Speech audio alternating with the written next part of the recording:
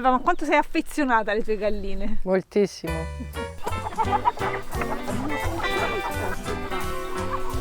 Non devono ammalarsi perché io sto male e non ci deve entrare la volpe perché piangerei. Sono molto affezionata alle mie galline.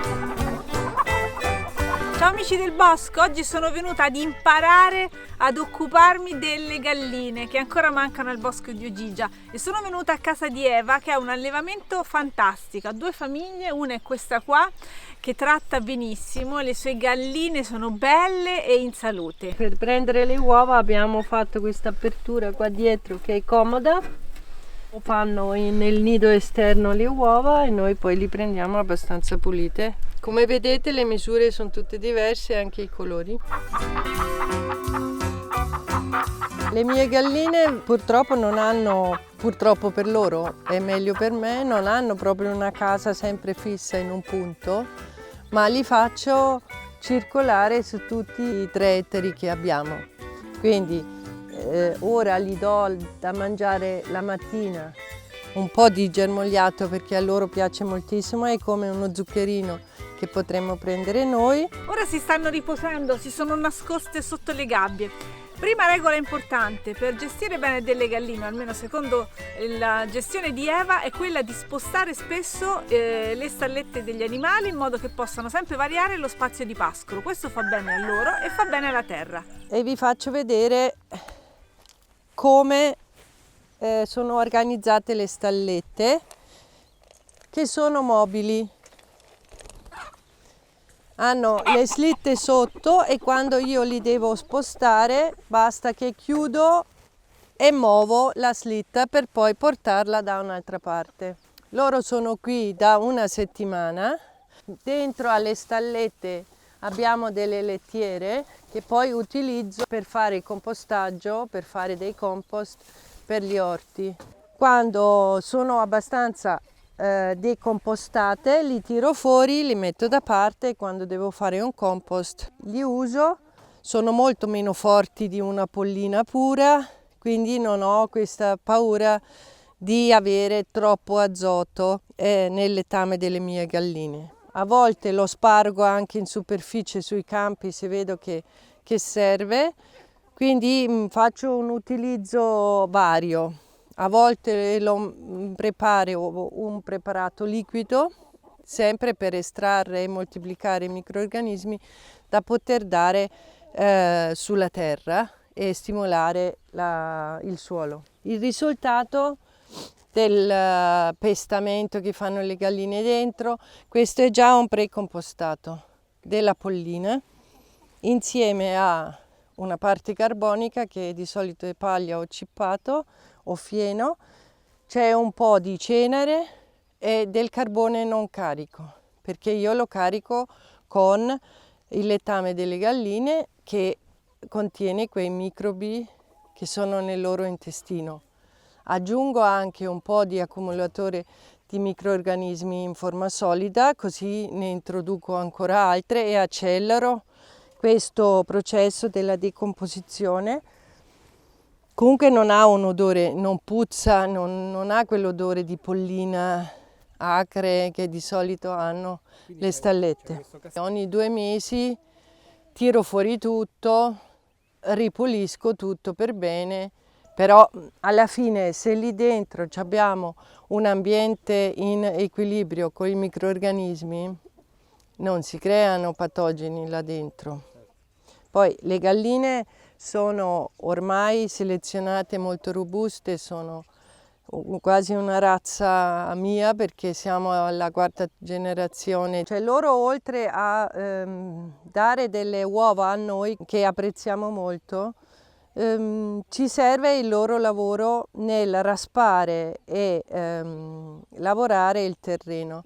Tramite il loro pascolo sto cercando di rigenerare i miei suoli che hanno bisogno di essere riattivati dalla microbiologia soprattutto e quindi li faccio stare molto poco perché nel momento che loro lavorano più di 2 settimane mi trovo una superficie quasi senza vegetazione, se poi piove anche se loro pesano poco comunque compattano il terreno, Quindi per salvaguardare la rigenerazione io li devo spostare veloci. Altra cosa importantissima per far star bene le galline è la loro igiene, curare la loro igiene. Eva ha un sistema ottimo creando delle lettiere profonde all'interno delle stalle dove loro dormono la notte. Inoltre non può mancare il bagnetto di cenere. Se noi ci mettiamo in una vasca da bagno per pulirci, loro si mettono dentro o nella cenere o comunque in un terriccio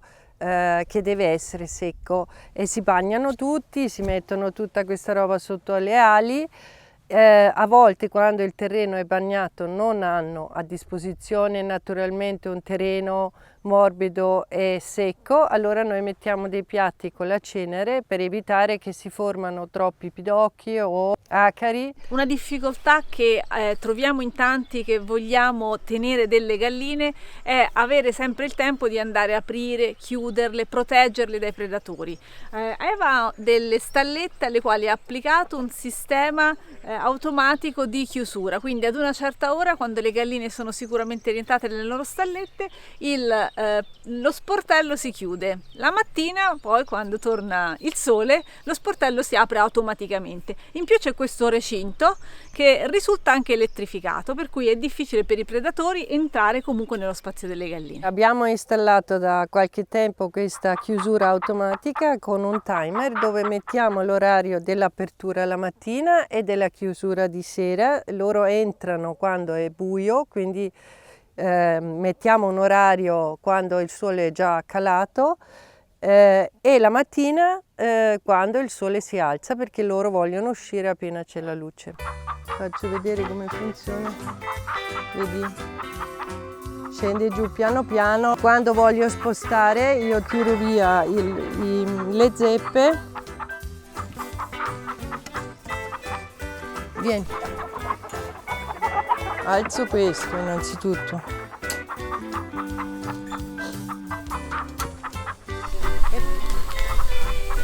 Facile. Se devo risalire, prendo il dumper, me lo attacco al dumper. Se devo scendere, lo faccio a mano. Lo spostamento ha più vantaggi. Il primo è quello della rigenerazione del suolo.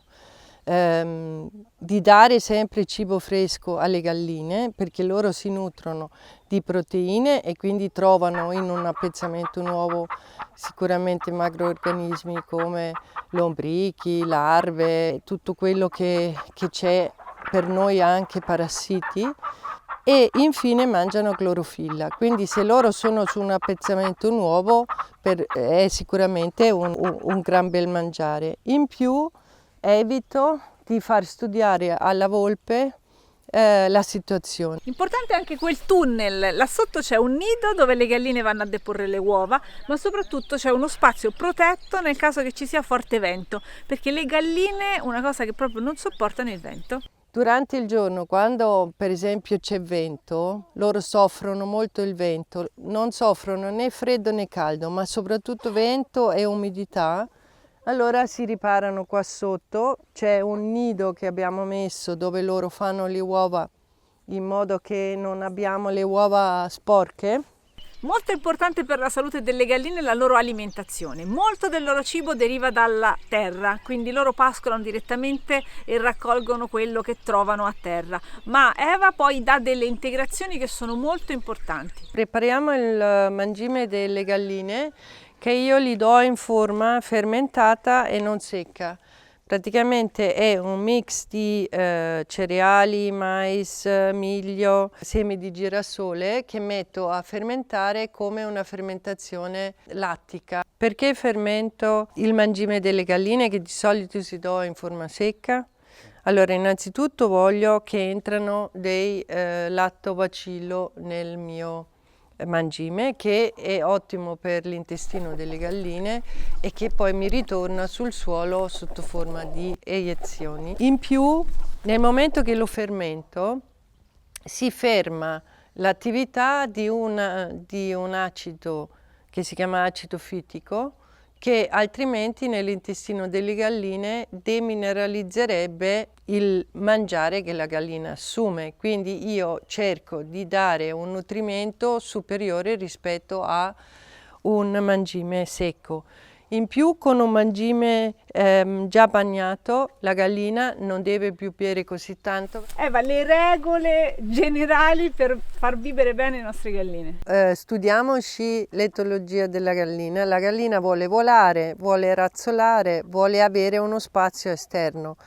Mangia soprattutto proteine, quindi deve cercarsi dei lombrichi o altri macroorganismi. Mangia della granaglia e quindi noi gli diamo la granaglia e poi mangia un po' di clorofilla. Quindi il posto dove vive la gallina deve avere almeno questi 3 nutrienti, in più uno spazio dove si può muovere e magari anche volare giù da un tunnel o da un posatoio. Ama molto gli alberi, razzola intorno agli alberi, quindi se la mettiamo in un frutteto o in un'olivetta è felice e a noi serve per tirar fuori i parassiti. Con i consigli di Eva mi è venuta ancora più voglia di mettere le galline al bosco di Ogygia, però bisogna veramente avere cura dei propri animali, quindi prima di prendere una decisione del genere devo veramente organizzarmi bene ed essere sicura di poter dare il meglio alle mie galline. Spero che vi sia utile questo video, ci sono davvero tanti rimedi interessanti per la salute dei nostri animali da cortile. Mettete mi piace, iscrivetevi anche al gruppo Telegram e anche ad Instagram. Ora, se amate le galline o anche solo le uova, iscrivetevi al bosco di Ogygia. Grazie.